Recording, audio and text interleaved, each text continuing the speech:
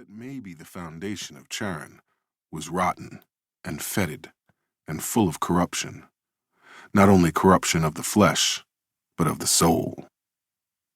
That maybe the rocks the South was built upon were shifting and splitting like the stone Moses struck with his staff. But instead of water, only blood and ichor would come pouring forth.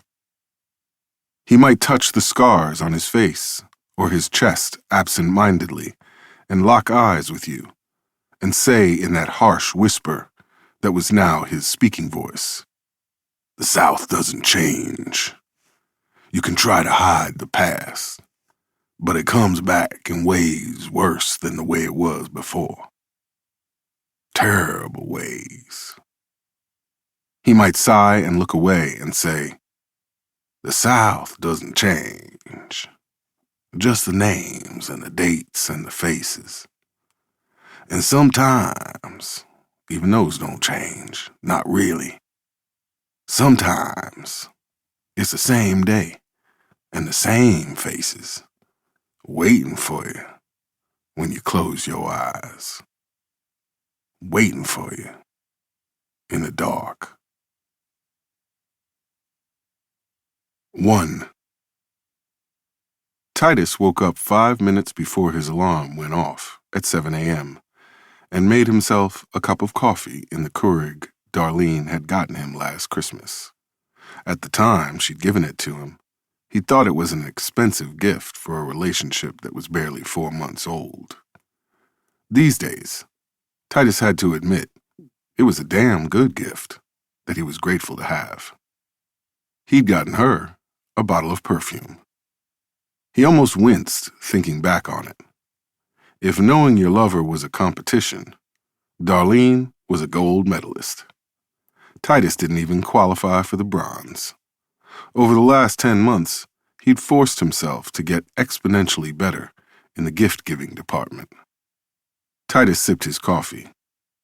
His last girlfriend before Darlene had said he was a great boyfriend, but was awful at relationships. He didn't dispute that assessment. Titus took another sip. He heard the stairs creak as his father made his way down to the kitchen.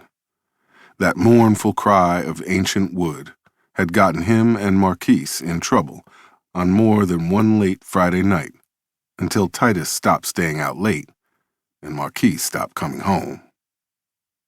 "Hey, why you standing there in your boxes?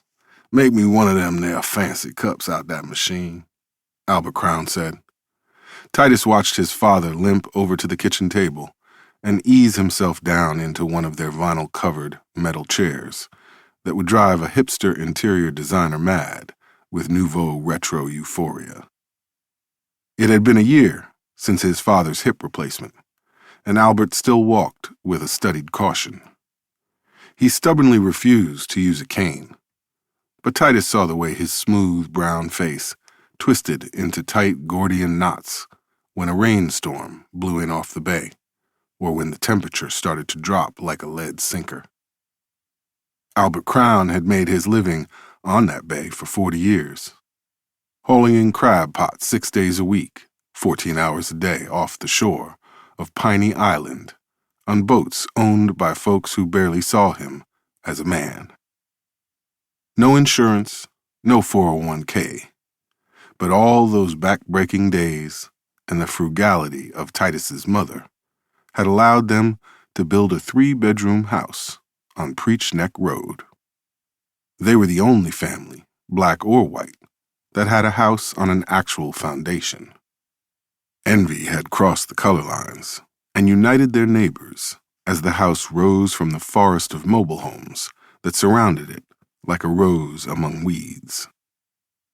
"When we retire, we can sit on the front step in matching rocking chairs and wave to Patsy Jones as she drives by rolling her eyes," Titus's mother Helen had told his father at the kitchen table one night during one of those rare weekends his father wasn't out gallivanting down at the watering hole or Grace's place. Titus put a cup in the Keurig, slid a pod in the filter, and set the timer.